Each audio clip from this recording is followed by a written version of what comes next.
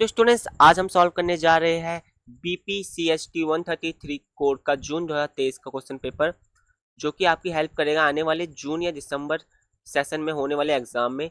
इस पेपर में हम इलेक्ट्रिसिटी और मैग्नेटिज्म के क्वेश्चंस देखेंगे, ठीक है, जिनको आपको एक बार इसके सोल्यूशन देखने हैं, उसके बाद आपको खुद से इन क्वेश्चन को प्रैक्टिस करना है, ताकि आपका जब मेन एग्जाम आए तो आप उन क्वेश्चन को अटेम्प्ट कर पाए। ओके, पेपर का एक बार ओवरव्यू जान लेते हैं।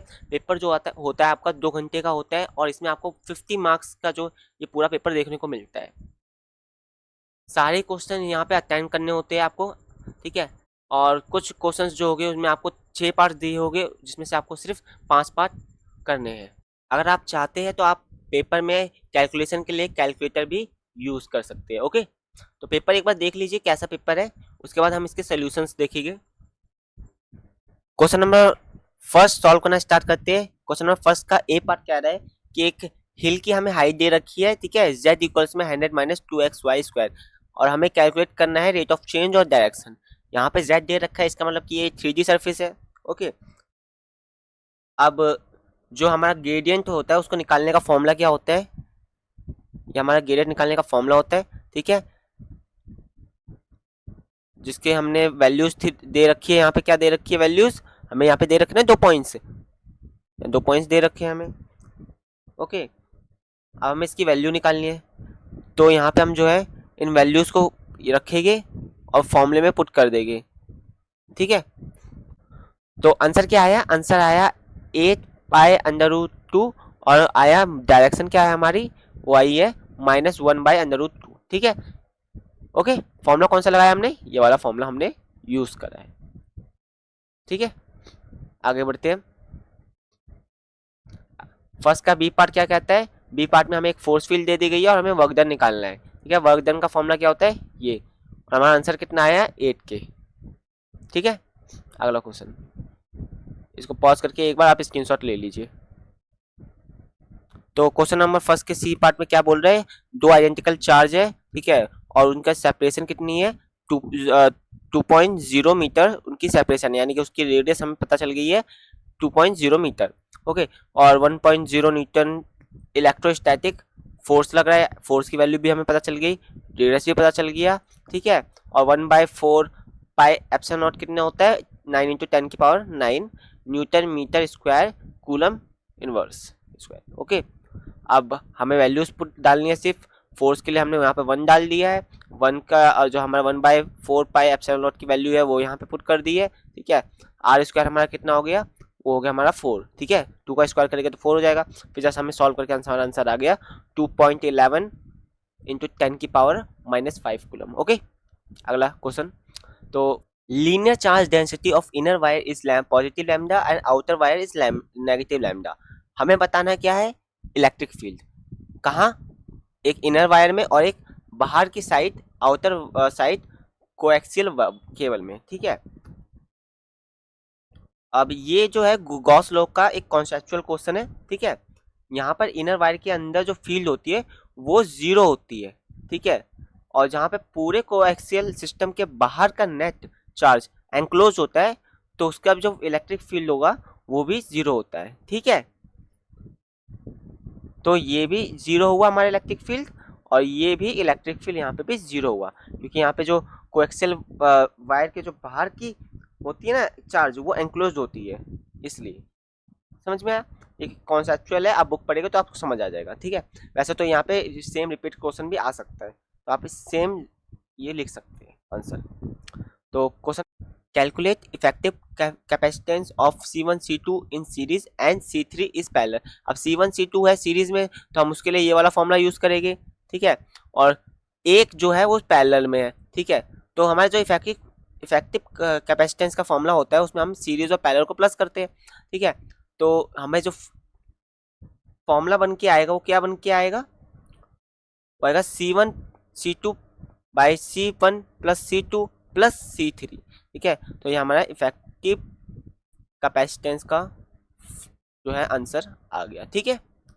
बहुत इजी क्वेश्चन था। नेक्स्ट क्वेश्चन, फर्स्ट का एफ पार्ट क्या कह रहे हैं, for a long straight wire with uniform current find distance where magnetic field is maximum, ठीक है।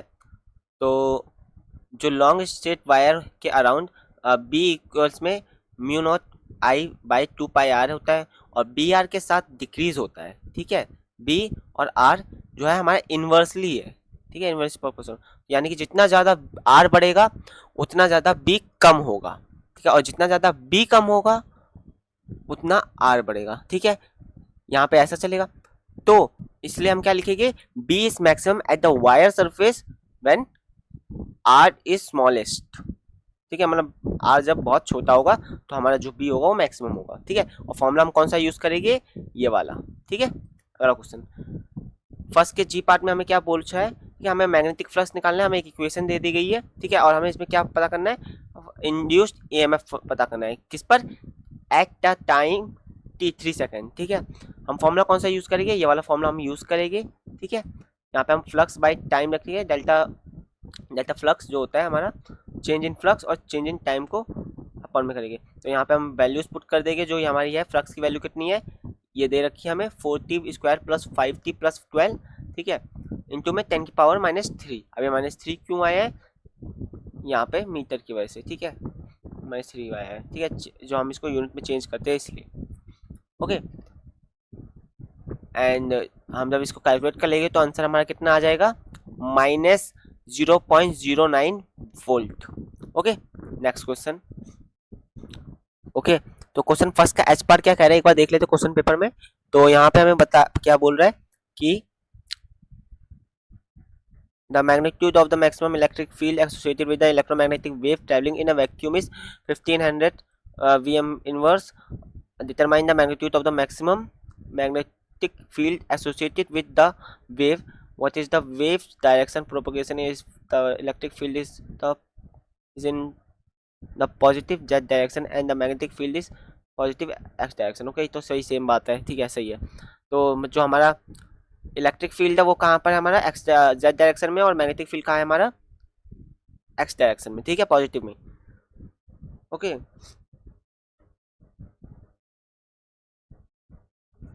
तो हमें क्या यूज करना है, हमें ये वाला फॉर्मूला यूज करना है, ठीक है।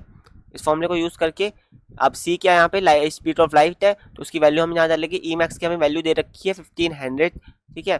तो यहाँ पे हम इसको पुट करेंगे एंड हमारे पास जो आंसर आएगा वो 5 × 10 की पावर -6 टेस्ला आएगा, ठीक है। और प्रोपोगेशन डायरेक्शन कैसे पता करेंगे, हमें E vector into B vector करना है, ठीक है। हम ई की जगह क्या यूज करेंगे, के, क्योंकि यहाँ ऑब्वियस बात है ई हमारा कहाँ पे, जेड डायरेक्शन में, और बी हमारा क्या है हमारा एक्स डायरेक्शन में, तो इसलिए हमें के और आई जो है वो यूज करेंगे, ठीक है। बाकी हमारे वेक्टर का जो होता है यूनिट वेक्टर यहाँ पे हम यूज कर रहे हैं, ठीक है, उसकी कैलकुलेशन यहाँ पे करेंगे, तो हमारा आंसर क्या आएगा, -j डायरेक्शन यहाँ पे आएगा, okay. Question number second start करते सॉल्व करना। यहाँ पे आपको 6 क्वेश्चंस देखने को मिलेंगे, जिसमें से 5 ही अटेम्प्ट करने हैं और हर क्वेश्चन 5 नंबर का है। पहले क्वेश्चन का सेकंड क्वेश्चन का ए पार्ट क्या कह रहा है, स्टोक थ्योरम यूज करनी है, ठीक है, और हमें इवेल्युएट करना है, हमें यहाँ पे क्लोज्ड इंटीग्रल ए वेक्टर इनटू में डीएल वेक्टर दे रखा है, यहाँ पे ए की वैल्यू हमें गिवन है, ठीक है, और सी जो है उसकी भी यहाँ पे वैल्यू गिवन है जो एक्लिप्स है, ठीक है। जेड की यहाँ पे वैल्यू 0 गिवन है और ये एक्स वाई प्लेन पे लाई कर रहा है, ठीक है। ये एक वेक्टर कैलकुलस का इक्वेशन है, ठीक है, जिसमें आपको स्टोक थ्योरम लगानी है। अब यहाँ पे आपको जो कैसे करना है इसको सॉल्व वो मैं आपको बताता हूँ, ठीक है। तो यहाँ पे आपके सामने जो है एक स्टोक थ्योरम का जो देखने को मिलेगा, यहाँ पर सॉल्व कैसे करना है। तो सबसे पहले आपको स्टोक थ्योरम पता होनी चाहिए, ठीक है, उसका फॉर्मूला पता होना चाहिए, जो ये फॉर्मूला आपको देखने को मिल रहा है, ठीक है। इससे रिलेटेड कभी भी कोई भी क्वेश्चन आ सकता है, तो इसको याद कर लीजिए। उसके बाद आपको वैल्यूज पता होनी चाहिए, ये एक्स वाई प्लेन पे लाई कर रहा है, ठीक है, ओके। अब आपको वैल्यूज पता होनी चाहिए, देन आपको जो अपने कोऑर्डिनेट्स है वो यहाँ पे पुट कर देने हैं, ठीक है। जो एक्लिप्स है उसकी वैल्यू 1 दे रखी है और जेड की वैल्यू यहाँ पे 0 दे रखी है, ठीक है। आपको सिंपली क्या करना है, जो भी एक मैट्रिक्स बनानी है, ठीक है, मैट्रिक्स में आपको वैल्यूज रखनी है।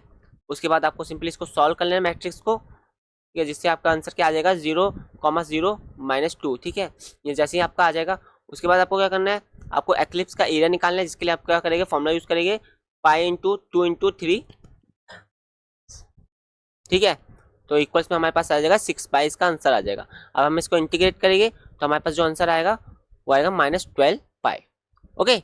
क्वेश्चन नंबर सेकंड का बी पार्ट भी एक वेक्टर कैलकुलस का क्वेश्चन है, ठीक है। यहाँ पे डाइवर्जेंस थ्योरम यूज करनी है और हमें आंसर निकालना है, ठीक है। तो डाइवर्जेंस थ्योरम क्या होती है वो हम एक बार देख लेते हैं। ये होते हैं डाइवर्जेंस थ्योरम, ठीक है, इसका ये फॉर्मूला होता है, ओके। ये आपको याद करनी होगी, तभी आप आगे जो क्वेश्चन सॉल्व कर पाएंगे, ठीक है। ओके, देन हमें पता होना चाहिए कि स्फीयर की वॉल्यूम का फॉर्मूला क्या होता है, 4π/3 ए क्यूब, ठीक है। ये यहाँ पे क्या है, ए का मतलब रेडियस है, जो स्फीयर का रेडियस है ना वो है यहाँ पर, ठीक है। तो हम क्या करेंगे, हम यहाँ पे जो है स्फीयर की वैल्यू लिख देंगे, और ये कर्ल वेक्टर ए वेक्टर जो है उसका हमने वैल्यू निकाली थी जो थी 1, ठीक है।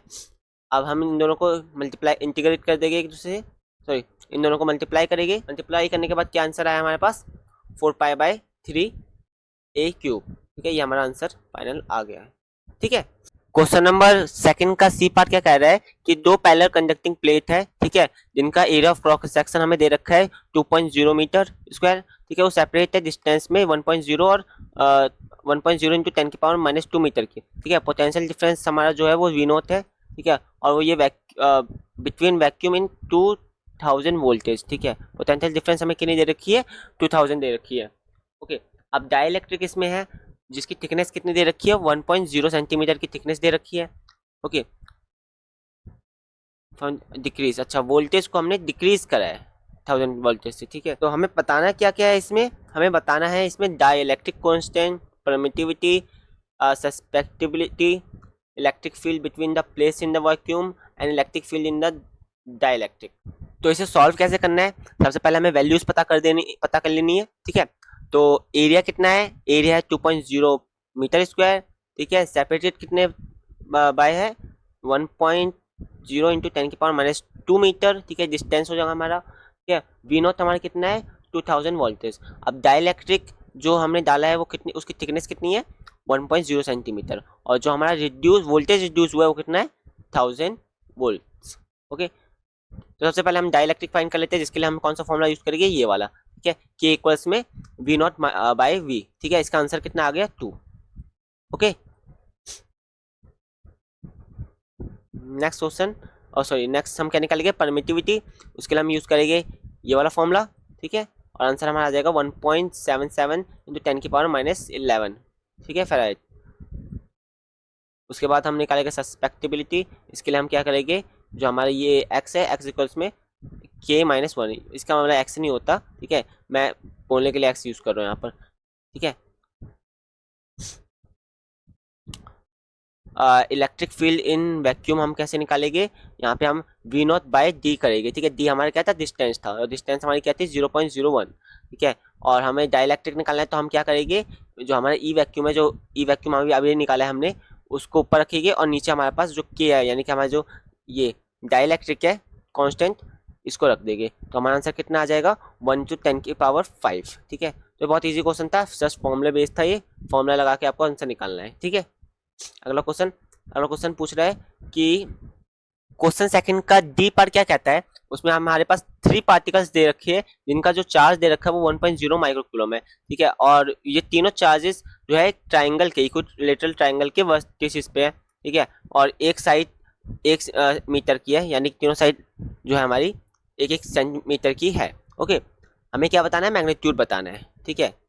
कहाँ पर, net electric field at the mid point पे, ठीक है। जो मैग्नीट्यूड है नेट इलेक्ट्रिक फील्ड का, वो मिड पॉइंट पे हमें बताना है किसी भी साइड पे, ओके। इसको सॉल्व कैसे करना है, सॉल्व करने के लिए हमें डिस्टेंस पता होना चाहिए मिड पॉइंट का, ठीक है। इसके लिए हम फॉर्मूला कौन सा यूज करेंगे, ये वाला फॉर्मूला हम यूज करेंगे, आर इक्वल्स में √3/2 मीटर, ठीक है। एक चार्ज निकालने के लिए हम क्या करेंगे, हम ये वाला फॉर्मूला यूज करेंगे, इलेक्ट्रिक फील्ड वाला, ठीक है। 1/4πε0/q/r², ठीक है। यहाँ पे हम वैल्यूज पुट कर देंगे, ठीक है। 1/4πε0 की वैल्यू हमें पता है 9 × 10⁹ होती है, ठीक है। क्यू की वैल्यू हमारे पास 10⁻⁻6 है, और r² अभी हमें पता है -3/2 था, ठीक है। और -3/2 था, तो हमारा r जो है उसका स्क्वायर करेंगे तो कितना आएगा, हमारे पास 4 आ गया, और √3 को जब हम स्क्वायर करेंगे तो कितना आएगा, 3 आएगा, ठीक है। तो हमारा आंसर क्या आ गया, ये वाला हमारा आंसर आ गया, 1.2 × 10⁴ न्यूटन पर कूलम होता है, ठीक है। अब net field from B and C हमें बताना है, तो एक्स डायरेक्शन में, तो हम क्या यूज करेंगे, 2e cos 30 यूज करेंगे, ठीक है, ओके। cos 30 की यूज कर रहे हैं हमने, क्योंकि जो है हमारा जो इक्विलेटरल ट्राइंगल है ना, ठीक है, इसलिए हमने एक एंगल के लिए हिसाब से बनाया है, कितना आया हमारा 30 डिग्री, ठीक है, एक एंगल 30 डिग्री का, एक एंगल 30 डिग्री का, एक एंगल 30 डिग्री का, टोटल कितना है हमारा 90 डिग्री का होना चाहिए। ओके, तो हमने यहाँ पे ई कॉस थीटा लगाया है, 2e यानी दो चार्ज हमें दे रखे हैं बी और ई का, बी और सी का, तो हमने यहाँ लिख दिया है। अब हम यहाँ पे वैल्यू पुट करेंगे तो हमारे पास अगर 2.12, ठीक है, 2 इंटू में 1.2 इंटू 4 की पावर 10, ठीक है। 2 क्यों लगाया हमने, 2 लगाया हमने दो चार्ज के लिए, और 1.2 इंटू 10 की पावर 4 कहाँ से निकाला हमने, यहाँ से निकाला है, ठीक है। और यहाँ पे हमने फिर क्या कराया है, हमें अंडर रूट 3 की पावर 2 जो हमारी मिड पॉइंट है, ठीक है। बी और सी के मिड पॉइंट पे हम निकाल रहे हैं ना magnetic field, sorry net field, तो हमारा आंसर क्या आया 2.08 इंटू 10 की पावर 4, ठीक है। अब हमें फील्ड निकालना है, हमें ए किस साइड पे, एक्स डायरेक्शन में, ठीक है। तो हमने यहाँ पे जस्ट वैल्यू पुट कर दी, टोटल हमारा क्या आ गया, हमारा आंसर 2.4 इंटू 10 की पावर 4। ओके, समझ आ गया आपको आंसर। नेक्स्ट क्वेश्चन सॉल्व करते हैं। क्वेश्चन नंबर सेकंड के ई पार्ट में क्या है, हमें एक कॉन्फ़िगरेशन दे रखी है v इक्वल्स में 2x plus 3xy plus Y square, ठीक है। हमें क्या बताना है, हमें एक्सेलरेशन बता रखा है, ठीक है। और हमें एक्स डायरेक्शन में बताना है, दो पॉइंट्स दे रखी है 5 और 2, और हमें जो डिस्टेंस मेजर करना है वो मीटर्स में करना है। तो इसको सॉल्व कैसे करना है, यहाँ पे हमें जो फॉर्मूला यूज करना है वो इलेक्ट्रिक फील्ड का जो हमें फॉर्मूला दे रखा है वो माइनस डेल वी है, जो कॉन्फ़िगरेशन दे रखी है वो हमें यहाँ पुट करनी है। पास आंसर क्या आएगा 2 plus 3y and 3x plus 2y। अब जो इलेक्ट्रिक फील्ड है उसके लिए हम क्या यूज, जो वैल्यूज है उसको हम पुट कर देंगे, पॉइंट सी वैल्यूज है। हम यहाँ पे y की जगह 2 को रखेंगे, y की जगह हमने 2 रखा है, और x की जगह पे हमने 5 रख दिया है। हमारा आंसर क्या आया 8 और 19, माइनस 8 और 19। अब हम क्या करेंगे, हमें एक्सेलरेशन क्या पता करनी थी, एक्स डायरेक्शन में पता करनी थी। तो हम जो इलेक्ट्रिक फील्ड है उसको अपॉन में मास ऑफ इलेक्ट्रॉन रखेंगे, और जो हमारा ई निकला था वो, तो ई की वैल्यू क्या होती है -1.6 इंटू 10 की पावर -19 पॉइंट, जो वैल्यू हमारी क्या आई थी -8 आई थी, तो -8 यहाँ रख दिया हमने। नीचे हमारे पास क्या आ गया, एम ई की वैल्यू क्या होती है 9.1 इंटू 10 की पावर -31, ठीक है। ये वैल्यूज आपको याद होनी चाहिए, ये आपको लिखी नहीं मिलेगी, जैसे कि आप पेपर में देख सकते हैं वैल्यूज नहीं लिखी थी, आपको याद होनी चाहिए वैल्यूज। ओके, तो ये अप्रॉक्सीमेटली कितना आएगा 1.4 इंटू 10 की पावर 12 मीटर पर सेकेंड स्क्वायर, ठीक है। अगला क्वेश्चन क्या है, अगला क्वेश्चन हमारा टोरॉइड्स का है। टोरॉइड का क्वेश्चन हम देख लेते हैं, यहाँ पे क्या बोल रहा है, a toroid of aluminium having a length of 50 centimetre is closely bound by 50 turns दे रखी है, और लेंथ हमारी 50 सेंटीमीटर है, of a wire carrying a steady current carry कर रहा है 1 एम्पियर का, और मैग्नेटिक फील्ड जो है टोरॉइड में मिल रही है वो मिल रही है 1.5 इंटू 10 की पावर -4। तो हमें परमेबिलिटी पता नहीं है, तो इसके लिए क्या करेंगे, हम ये वाला फॉर्मूला यूज़ करेंगे, ठीक है, ठीक है। तो हम एन को यहाँ रखेंगे, बाकी वैल्यूज़ को हम रीअरेंज करेंगे, ठीक है। एन की वैल्यू कितनी कैसे निकालेंगे हम 50/0.5 कर देंगे हम, ठीक है। 50/0.5 कर देगा तो हमारा कितना आ गया 100 टर्न्स। तो एन की वैल्यू कैसे निकालेंगे हम, अब 1.0 जो है उसको हम जब हाफ करेंगे तो हमारे पास आएगा 0.5 एंड 50 टर्न्स है हमारे पास, हम जिसको अपॉन में करेंगे तो हमारे पास आंसर क्या आएगा 100 टर्न्स पर मीटर, ठीक है। अब हम इनको फॉर्मूले में फुट करेंगे, ठीक है। हमें एन की वैल्यू पता चल गई है, ठीक है, और बी की वैल्यू हमें पता है कितनी है, बी की वैल्यू 1.5 इंटू 10 की पावर -4, और म्यू नॉट की वैल्यू हमें पता होनी चाहिए 4 पाई इंटू 10 की पावर -7, ठीक है, सॉरी, हाँ ठीक है। ओके, तो इसको अप्रॉक्सीमेटली आंसर हमारा कितना आया 1.19, ठीक है। अगला क्वेश्चन थ्योरी बेस है। क्वेश्चन नंबर सेकंड का जी पार्ट क्या कह रहा है हमें से, stage the Lenz law explain the resisting force of a copper sheet pulled in a magnesium magnetic field. तो लेंस लॉ क्या होता है, एक इंड्यूस ईएमएफ होता है जो अपोज करता है the change in a magnetic flux, pulling a copper sheet out of the magnetic field reduce a flux and inducing of eddy currents that creates a opposing magnetic field and resulting a resisting force। Okay, means जो चीज़ उसको create करी है वो उसी को oppose करके खत्म करना चाहती है, ठीक है, अपने आप को न्यूट्रल करना चाहती है, सिंपल शब्दों में। बाकी आपको यहाँ थ्योरी पढ़ लेनी है, सेम यही आपको लिख के आना है, ठीक है। अगला क्वेश्चन जो है सेकंड का H part, question number second का एच पार्ट क्या कहता है, a plane is electromagnetic sinusoidal wave in a vacuum is categorized by our following parameters. Wave is traveling of the x direction minus x direction, its frequency is 50 megahertz, and associated electric field is perpendicular to z direction, or the amplitude of the electric field is 50 voltmeter inverse। हमें क्या बताना है, हमें expression देना है E vector और B vector का field पे, ठीक है, वेव का, ठीक है। तो कैसे करेंगे हम, तो सबसे पहले हमें ये पता होना चाहिए कि जो ई ई और जेड है वो एक दूसरे के परपेंडिकुलर होगी, और जो के है वो इनके परपेंडिकुलर होगा, यानी कि इलेक्ट्रिक फील्ड, मैग्नेटिक फील्ड और वेव वेक्टर जो है सब एक दूसरे के परपेंडिकुलर होते हैं। और ई इंटू बी जो होता है हमारा डायरेक्शन प्रपोर्शन होता है। ओके, इतनी बात समझ में आ गई आपको। अब क्या करना है, हमें हमें इलेक्ट्रिक फील्ड एक्सप्रेशन निकालना है। तो इसके लिए हम क्या करेंगे, सिंस वेव को हम क्या करेंगे माइनस एक्स वेक्टर लेंगे, और इलेक्ट्रिक फील्ड को हम जो है वाई वेक्टर लेंगे, क्योंकि ये परपेंडिकुलर है ना एक दूसरे के, इसलिए। ठीक है, तो यहाँ पे हमने पहले ओमेगा की वैल्यू निकाल लेनी है। ओमेगा के लिए हमने क्या लिखा है, 2 पाई इंटू में जो हमारा फ्रीक्वेंसी है वो कितनी है, 50 इंटू 10 की पावर 6। ठीक है हर्ट्ज, ये हमारा फ्रीक्वेंसी है। ठीक है, ओमेगा हमारा निकल जाएगा। ओमेगा की वैल्यू हमने निकाल ली है। हमें अब के निकालना है। के की वैल्यू, के के लिए हम क्या निकलते हैं, के वेव नंबर है ना, तो के के लिए हम क्या लिखेंगे, ओमेगा बाई सी। सी की वैल्यू होती है 3 इंटू 10 की पावर 8, और ओमेगा की वैल्यू होती है 2 पाई इंटू 50 इंटू 10 की पावर 6। ये अभी जस्ट हमने निकाली है, तो हमारा आंसर कितना आया, 1.07 मीटर इनवर्स। ठीक है, अब ई का जो हमारा ई वेक्टर का जो हमारा फॉर्मूला होता है, एक्सपेंशन होता है, वो क्या होता है, वो हमारा होता है बी, सॉरी मिस्टेक हो गई, ई ई नॉट साइन के X plus omega T by J. ठीक है, ये होता है यहाँ पे E cos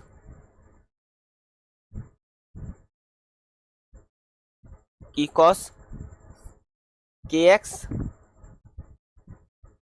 plus omega T by J. ठीक है, ये होता है हमारे पास, ये हमारा ई का एक्सप्रेशन होता है। हमने फिर ई जो हमारा ई है उसको निकाल लिया हमने, के हमारी वैल्यू निकल गई है, एक हमने यहाँ फिक्स कर दिया, तो ये मतलब हमारा एक्सप्रेशन ई का जो है वो आ गया है। ठीक है, ऐसे ही हम क्या कर लेंगे, हम जो है बी का एक्सप्रेशन फाइंड कर लेंगे। ठीक है, ये बी का एक्सप्रेशन है। ठीक है, कि ई और बी का एक्सप्रेशन सेम ऐसे फाइंड कर लेना है। सबसे पहले हमें क्या करना है, हमें ओमेगा निकालना है। ठीक है, उसके बाद हम के की वैल्यू निकालेंगे। ठीक है, उसको फिर एक्सप्रेशन में फिट कर देंगे। एक्सप्रेशन क्या है, ई का ई कॉस के एक्स प्लस ओमेगा टी, और जो हमारा जे वेक्टर है, ठीक है, जे यूनिट वेक्टर सेम हमारा ये है बी का। ठीक है, बी कॉस के X plus omega T by के वेक्टर। ठीक है, ये जेड डायरेक्शन में, ये वाई डायरेक्शन में। Okay, last question, question number 3। ठीक है, हमें इसमें क्या है, स्टेट करना है गॉस लॉ। ठीक है, गॉस लॉ स्टेट करना है, और हमें यहाँ पे बोला है a solid conducting sphere of radius R1 का एक रेडियस हो गया हमारा, जिसपे चार्ज क्या कैरी कर रहा है, वो प्लस क्यू कैरी कर रहा है। ठीक है, concentric with the thin conducting spherical square carrying a charge 2q। Okay, जो स्फेरिकल सॉल है कंडक्टिंग, और इसका रेडियस कितना हमारा R2 है। Determine the electric field distance R centre of space. Okay, इसको सॉल्व कैसे करना है, सॉल्व करने के लिए हम यहाँ पे फॉर्मूला यूज करेंगे ये वाला। ठीक है, एंक्लोज जो होता है हमारा, एंक्लोज इलेक्ट्रिक चार्ज होता है हमारा, उसके लिए। ठीक है, ये वाला गॉस लॉ हम यूज करेंगे, एंड यहाँ पे हम देखेंगे इसको सॉल्व करने के बाद हमारे पास जो आंसर आएगा, ठीक है, वो ये आएगा। फर्स्ट में हमारा क्या होगा, हमारा जो चार्ज है वो एंक्लोज होता है, तो हमें पता है कि ई क्या आता है, 0 आता है। ये तो थियोरी कॉन्सेप्चुअल है। ओके, जब हमारा जो चार्ज है वो 1 होगा, पॉजिटिव होगा, तो हमारे पास आंसर क्या आ जाएगा, ये। अब यहाँ पे क्या था, 2 चार्ज थे, एक चार्ज और आ गया। ठीक है, एंक्लोज था हमारा क्यों, उसमें एक चार्ज और था और 2 चार्ज वो आ गया, हमारे पास टोटल 3 चार्जेस हो गए। ठीक है, तो यहाँ पे आंसर क्या आया, ये वाला आया। ओके, तो बहुत सिंपल आंसर था, क्वेश्चन था, सॉरी कॉन्सेप्ट बेस्ड था ये। ठीक है, आप एक बार बुक पढ़ेंगे तो आपको, आप इसका आंसर निकाल लेंगे, तो हमारा आंसर आ जाएगा ये। ओके, नेक्स्ट क्वेश्चन, थर्ड का बी पार्ट। फर्स्ट में हमें बोल रहा है, थर्ड के बी पार्ट के फर्स्ट में बोल रहा है state the ampere law and reduce of N turns per unit length of carrying of current I naught, और write the Maxwell equation in vacuum derive the wave equation. ठीक है, ये बताना है, एम्पियर लॉ बताना है हमें। एम्पियर लॉ यहाँ पे आप पढ़ लीजिए। ठीक है, ये उसका फॉर्मूला है। ओके, आप इसको यूज कर सकते हैं। ओके, मैक्सवेल में क्या है हमारा, मैक्सवेल का हमें बताना है curl of del into E vector electric field का, और जो हमारा फॉर्मूला आएगा वो ये आएगा। सो BPSCT 133 का जो पेपर था वो हमने सॉल्व कर लिया है पूरा। ठीक है, अगर आपकी थोड़ी सी भी हेल्प होती है तो वीडियो को लाइक करें, चैनल को सब्सक्राइब करें। ओके, नेक्स्ट वीडियो में हम जून 2024 का पेपर सॉल्व करेंगे। ठीक है, उसको पूरा देखिए। इन क्वेश्चंस को आपको खुद से प्रैक्टिस करनी पड़ेगी, तभी आपको क्वेश्चन समझ आएगा। ठीक है, मैंने एक ओवरव्यू दे दिया है कैसे क्वेश्चंस आते हैं और कैसे आपको उसको सॉल्व करना है, कौन से फॉर्मूलेज लगेंगे। इसमें मेजरली हमें कॉन्सेप्ट पे ध्यान देना है, कॉन्सेप्ट और फॉर्मूला। ठीक है, फॉर्मूला बेस्ड पेपर है, इजीली हो जाएगा। फॉर्मूलेज को अच्छे से प्रैक्टिस कर लीजिए, पढ़ लीजिए। गॉस लॉ और बायोसर्वेंट लॉ जैसे टॉपिक्स हैं उनको जरूर कवर करें, ठीक है, ताकि आगे जब आप पेपर दें तो वहाँ पे अगर कोई ऐसा क्वेश्चन आते हैं स्टेटमेंट बेस्ड तो आप उसको कर सकते हैं।